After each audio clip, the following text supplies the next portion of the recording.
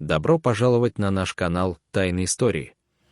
Сегодня мы расскажем вам о Великой осаде Трои, одном из самых известных событий древнегреческой мифологии. Эта история полна героизма, трагедий и интриг, и мы разделим ее на 5 частей, чтобы подробно рассмотреть каждый этап. Часть 1. Начало осады. Осада Трои началась с похищения Елены, жены спартанского царя Менелая, троянским принцем Парисом. Этот поступок стал причиной войны, в которую были вовлечены многие греческие государства. Греки, возглавляемые царем Агамемноном, братом Менелая, собрали огромную армию и флот, чтобы вернуть Елену и наказать троянцев. Среди греческих воинов были такие легендарные герои, как Ахилл, Одиссей и Аякс. Прибыв к берегам Трои, греки начали осаду города, понимая, что взять его штурмом будет непросто. Часть 2. Герои и битвы. Ахилл, величайший воин греков, стал центральной фигурой в этой войне. Его ярость и боевые навыки внушали страх врагам и вдохновляли союзников. Однако Ахилл был также известен своим гордым и вспыльчивым характером, что приводило к конфликтам внутри греческого лагеря. Одним из таких конфликтов стала ссора между Ахиллом и Агамемноном из-за пленной девушки Брисейды.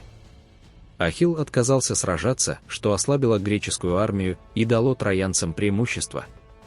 В это время троянский принц Гектор, брат Париса, стал главным защитником города. Он возглавлял троянское войско и одерживал победы над греками. Одной из ключевых битв стала дуэль между Гектором и Патроклом, другом и соратником Ахилла. Патрокл, надев доспехи Ахилла, попытался вдохновить греков, но был убит Гектором. Это событие вернуло Ахилла на поле боя, жаждущего мести за смерть друга. Часть 3. Смерть Гектора.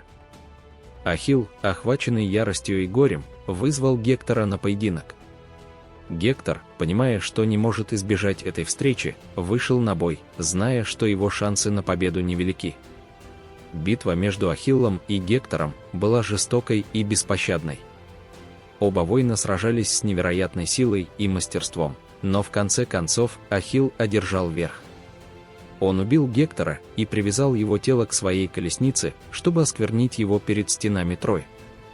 Это жестокое действие вызвало ужас и скорбь среди троянцев, но также показало, насколько глубока была ненависть Ахилла к врагам. Часть 4. Троянский конь. После 10 лет осады греки поняли, что не смогут взять город силой. Тогда Одиссей предложил хитрый план – построить огромного деревянного коня и оставить его у ворот Трои как дар богам, а самим сделать вид, что они отплывают домой. Троянцы, увидев отступление греков и оставленный конь, решили, что война окончена, и приняли коня как трофей. Они втащили его в город и устроили праздник в честь победы. Однако внутри коня скрывались греческие воины, которые ночью выбрались наружу, открыли ворота города и впустили основное войско. Часть 5. Падение Трои. Греки, ворвавшись в город, начали резню и разрушение. Они убивали мужчин, брали в плен женщин и детей, сжигали дома и храмы. Троя, некогда великий и могущественный город, превратилась в руины. Среди погибших был и царь Приам, убитый на алтаре Зевса. Елена, из-за которой началась война, была возвращена Менелаю. Греки, наконец, одержали победу, но цена этой победы была огромной. Многие герои погибли, и их судьбы стали легендами, передаваемыми из поколения в поколение. Осада Трои стала одним из самых известных и драматичных событий в древнегреческой мифологии. Эта история о любви и ненависти, героизме и предательстве, войне и мире продолжает вдохновлять и волновать людей по всему миру. Она напоминает нам о том, как хрупок мир и как высока цена войны. Спасибо, что были с нами. Подписывайтесь на наш канал «Тайны истории», чтобы узнать много интересного.